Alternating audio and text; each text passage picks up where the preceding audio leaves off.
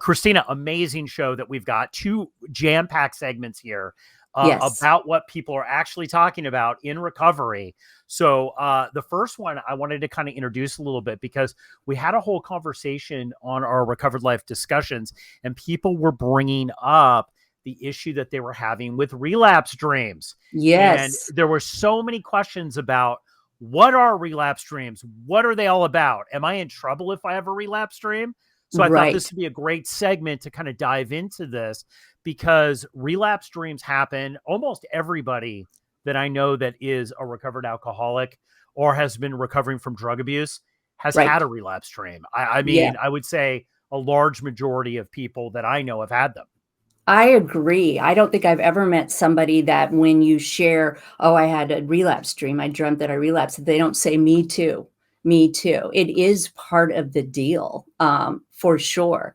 And one of the things that was brought up in that discussion, which I think is important to share about, was this idea that it can shake the ground that you are on about whether or not you're doing the right thing in your sobriety. Like, why did it show up?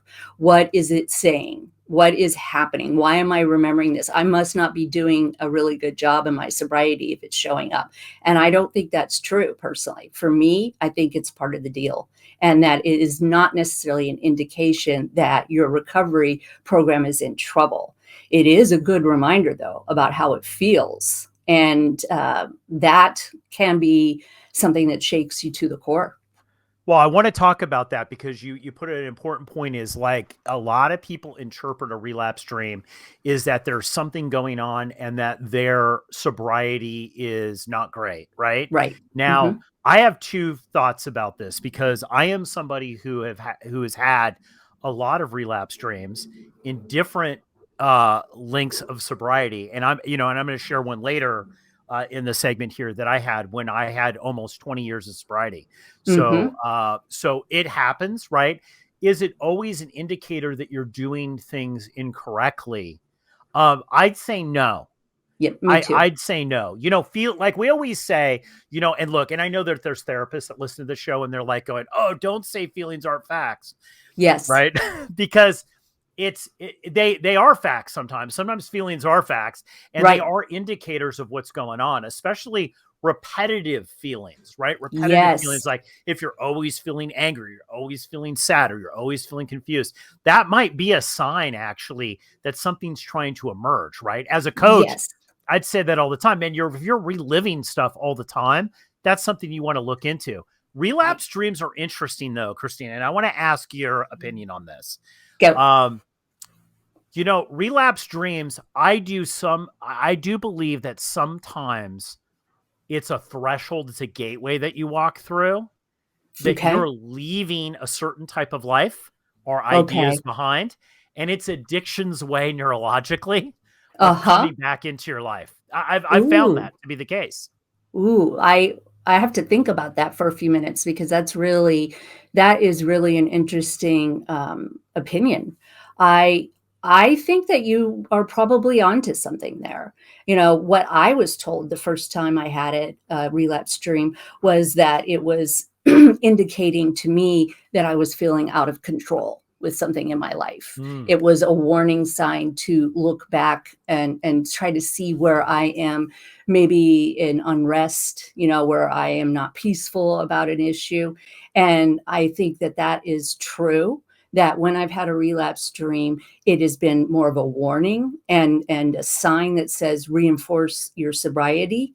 Look at some of the things that you're doing and see what in your daily life needs to be addressed. But I Well, don't when think we're it has. talking about neuro patterns, though, like Mhm. let's dive into that real quick before we move Okay. on. Neuro patterns. Let's talk about these neuro patterns because we talk about this a lot. Like when I first got sober, no one talked about neuro patterns in the early Yes. 90s. Like no one did, right? But what was happening is when I got sober is that a lot of neuro patterns are being broken. So Ideas true. that I had entrenched about this. So that's what I want to really dive into you about. It's like, okay, these get broken early sobriety, people have these dreams. They've got Right. really horrible relapse dreams that seem very, very real. Oh, they're awful. I mean, I have to say they've been awful. My experience with relapse dreams has been that I don't necessarily see myself drinking, but I see after the effort that I'm going through and the questioning about, well, who do I have to tell? What does that feel like? I don't want to stand up and be a newcomer again. Oh my God, like this is awful. And do I tell my husband or do I keep it a secret? I've known people that continued to drink in a 12-step group, took sobriety chips every year, and didn't feel like they could discuss or say that they had relapsed. And there's a lot of pressure in long-term sobriety that's already a given, that you keep, that it's easier for you. And I have to say, the obsession has been lifted for many years at a time. But I have had relapse dream even in my 25th year. We just celebrated my birthday on Friday. Thank you, everyone, for the well wishes and the thought, but it's not necessarily a given. Sobriety isn't a given. Yes. And so I would feel and have felt through that awful feeling that I had a secret. And it reminded me of what it felt like and feels like when you're in active addiction. Well, It's the stakes terrible. are high, right? Like, so like Mhm. you're talking about the stakes are high. Like I'm with you because I think a lot of people in early sobriety have dreams that they drank, and it is relapse dreams because I think about like when you get in even 10 to 15 days, you get a week and you Yes, start to realize it's like I might be able to make a go of this, right? Like right. working with new people now, it's great because you start to relive it again. You're like, wow, okay, they got 7 days, they might be able to get 2 weeks. They might be able to get 30 days, right? Right. And so as you get more invested in your recovery, I notice sometimes that these relapse dreams come up with people. Mm. And it is, and I think one of the ways that, and I have been upset with relapse dreams before Mhm. because they've been so real. And I know a lot of people have just been shaken by them, like Yes. literally traumatized. Like, and I say, you know what? Look at it as a good thing because you're so upset about it because it's something of value to you.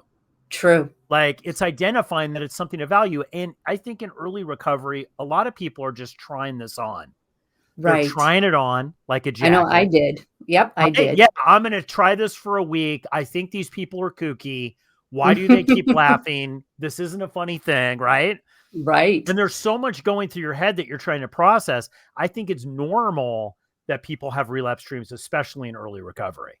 Of course, and I love that you said people are trying it on because that was absolutely my experience, and that's why when we coach people, in our program, and they're not 100% sure, whether this deal is for them, I'm okay with that. It's more, I mean, it is a great experiment, and I feel like a lot of people catch recovery once they've been around it for a little while. They get the physical sobriety, which allows them to have access to their cognitive function, and they realize they can live without it, but it's still there. And so I'm all right with people who say, I'm not sure I'm an alcoholic. I remember when I first got sober asking questions like, oh, you mean you're not going to toast on your wedding? You're not going to do this? It didn't mean that I was going to go out and relapse.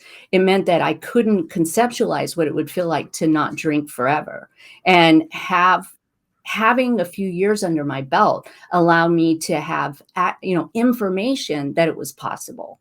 And then I got Yeah. a little deeper. So I'm all right with people who maybe don't really feel inside that they're an alcoholic when they first start, you I'm know? going to double down on that, Christina. I actually think it's a lost art in Okay. sobriety. Most of the time, especially if I'm working with people, the first thing that I do is we really go over for a couple of days. Why Okay. do you think you're an alcoholic? Right? Good. Why do you think you're an alcoholic? Because I think that this is glossed over, and you know this, and we've talked with people that are in recovery centers, and I know you do Yes. interventions, Yes. and people just assume that people will come into a 12-step program or they'll get a coach or they'll go to a rehab and they already are convinced that they're an alcoholic. I find that that's not the case. And I'm No. also going to say too, I'm going to go out in the line and I don't want anybody listening to this to say that I'm telling you that you're not an alcoholic. So don't interpret what I'm going to say here in that Sure. way. But I have worked with people at the very beginning and identified that they're not alcoholics, that they Really? were going through a trauma, that they had addiction issues, but they might not necessarily, there were other things going on with them. Yeah, I have. And I'm going to be honest. And I think there was much more emphasis, Kristina, earlier on in the past, let's say, when working with alcoholics, especially new people coming in, is to really go over what is alcoholism? Yes. Why do you think you have it? Let's Yes. dig into this a little bit before we just call you an alcoholic and go Right. down some sort of treatment plan. Right. Well, and if you are one of those people, perhaps, I think I've shared this on this show many times. When I really examined my relationship with the questions of the outpatient treatment, I really did concede inside myself, wow, I do not have a healthy relationship with alcohol. I do not, have some of the power to be able to stop once I start. But I agree with you. There are people that have drank alcoholically that are not necessarily alcoholics. But any period of sobriety is an opportunity to grow, to connect to the feelings, to examine, and just to even start dreaming about what a life. It gives you that opportunity. So, in everybody, I think in this entire world benefits from a period of sobriety. Yes. And I think why I hesitated to say this is because what we know about alcoholism, and I think you have to be careful about having this conversation with people. So look, I'm not a trained therapist and this is Right. not what I do, right? I'm not a therapist and either are you. So like, obviously every case is different, but I do believe, that going over the fundamentals of alcoholism at the very, very beginning. And this is where I also have noticed causes relapse dreams. People that Mm, kind of know, yes, deep down inside they're an alcoholic, but don't really want to say, hey, I'm an alcoholic, right. right? They don't Which is want a to identify dangerous that thing way. too. We Mhm. know that if you don't identify as an alcoholic and you are an alcoholic, pretty much I would bet money on it that you're going to relapse within the first 90 days. Pretty True. much. If you True. can't get there, because that the honesty part of that, the honesty part of that is the key, I think, to walk through the door. But the reason why I say it's dangerous to sometimes ask that question, and you have to be around people that I think have very good sobriety and kind of know what they're doing with this, is that alcoholism will tell you that you don't have alcoholism. True. So you need somebody that can really be truthful with you to say, well, man, you drink these last 5 times, you can't control it. Seems like alcoholism to me. What else do True. you think it could be? Well, Right? and yeah, and it has to do with the entire world misunderstanding that term, and frankly, I feel like that, the focus on that, and you and I both came from 12-step groups where that was one of the foundations. And if people can get sober without using that label and that feels better to them, okay. But I feel like there's some power in making that decision and realizing I can never drink again because I don't drink normally. That really helps take that off the table. Because when I first started drinking, I behaved alcoholically from the first Yeah. day. I did. And it was actually so shaming to me. The way that I drank, I was embarrassed and I was humiliated because I wouldn't be able to stop. It always had to go to blackout or vomiting or whatever that I did. I had so much shame about it. So for me, it was a huge relief. But I don't want people to get hung up on that label, Absolutely. and I'm all right with people not calling themselves an alcoholic. It's saying that they choose to live a sober life. The more that we have discussions like this and we take the shame out of it, the easier it will be for people to Well, access look, help. Christian, and this is why we were talking about relapse. This is why we're talking about whether people are alcoholics and whether they're not, because we know as coaches and also people that have long-term sobriety and have done the deal that when you walk through that door to make a decision, it's like, wow, I'm an alcoholic. Mhm. I got to tell you, when I deep down inside knew I was an alcoholic, but when I finally got to the point where I walked through that door, it was shocking to me. Right. And people that weren't alcoholics that knew me were like, "You're shocked?" And but this is the thing that only alcoholics can understand. I truly was shocked. Yes. I, Yes. I truly, I truly was. It was such an awakening to me. This is when I see a lot of the relapse dreams come up, because now I'm realizing, and I remember that's when my first relapse dreams started to happen. Really. Chemically, things are different. I don't have alcohol in my system anymore. You're detoxing, you're going through this, then you start to walk through this door to say, man, I really might have a problem. Oh man, this is something that if I go back, I'm going to be in trouble. Then Right. all of a sudden I have a stake in it psychologically. And then these are when the dreams start to come up. Yes, yes. I just love what you're sharing because that awakening, there's duality in it. There's the shock, and then there's also the comfort of knowing that there is a place for us, that other people drink like we drink, and it isn't a moral issue. It doesn't make me a bad person. And Yes. I have gotten a lot of relief, and I have gotten a lot of comfort, and developed really a family that gave me enough time to start to learn about myself. And so for me, it's a true gift. And I want that gift for everyone. But I'm open enough to say that maybe alcohol isn't that way for you.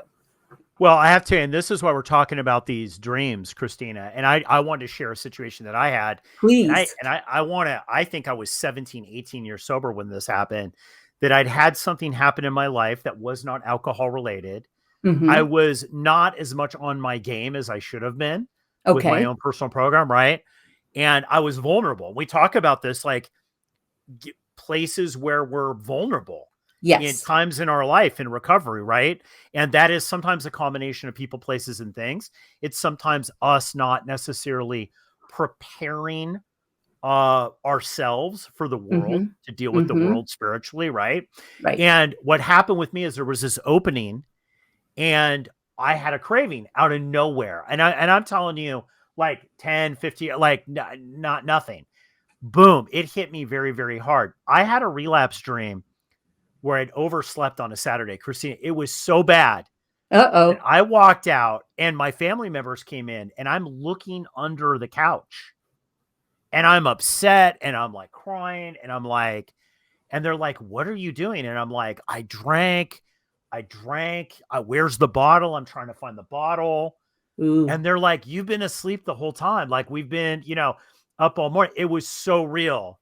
And Wow. I got to tell you, we talk about trauma, and I laugh off some millennial trauma sometimes, which isn't a good thing. Kristina, I do. It's like, okay, like you didn't have my kind of latte at Starbucks. I had Sure. trauma. I'm not talking about like it seriously shook me down. It Wow. took me 2 to 3 days just to not be rattled by it. That's how bad it was. So I have total empathy. If you're listening to this, I get it. And that was at 17, 18 years. Yes. Where did that come from? I asked, I think for me, it was a sign actually at that time. It's like, hey, you need to pay attention to certain things. But I think what it did, the lesson that I got to it after I stopped being rattled by it was Sure. it's like, you know what? Sobriety is important to you. This has Yes. massive value. And that's what I got out of it. I was like, you know what? I need to pay more attention because this is one of the things in my life that has the most amount of value to me. I think it has the most amount of value to me. I don't even get to play in the game if I partake in alcoholic beverages. I don't even get to have the life that I want. I'm not able to do that. And I love that you shared about it because yes, rattled is to our core has happened to me, and it has been an indication that I am a true alcoholic through and through, and I need to address something that's going on. And there's been times where it's just shown up. And so I think that the most important thought or takeaway from this conversation is to say, talk about it, tell somebody, understand that you're still safe, and know that you're not alone because most people have relapse dreams. And if there's a lesson there, I would just add to this, Christina, if there is a lesson there, like there was for me, pay more Yes. attention. be Mhm. more spiritually fit at that moment in my life. And I needed that at a moment in my life. And what I needed at that point was more community. And then I went out and got that. I learned that lesson, right? Mhm. I paid attention. And this is the thing I think with recovery. It's like, I don't really curse if I have relapse dreams. I'm not going to say I have them all the time. I rarely have them. Okay. But Mhm. when I do, I actually look at this as to say, okay, look, if I'm upset about this, if I'm rattled, it means that this is important and I need to pay attention to what's there. And if there is nothing there, I need to just move on. Yep. And this is the thing that I want people to hear if they're listening to this. If you Googled this, right, or on YouTube and you found this on YouTube and you're like, man, I'm having these, sometimes don't beat yourself up for them. Not at all. Um, because I've said I Mhm. must be doing something wrong that if I'm Right. having these. Right. It's dreams are, and then we could have a whole entire show about interpretation of dreams. And I know people who have grown into that science and started paying attention to it. But the dream is something that I believe our subconscious is bringing forward to us to pay attention. And there's some of that stuff just needs to be dealt with. And like you said, move on. Keep the conversation going. Join Recovered Life, a community of like-minded people who are looking to live their best recovered lives. Membership is free, and you can apply at recoveredlife.us.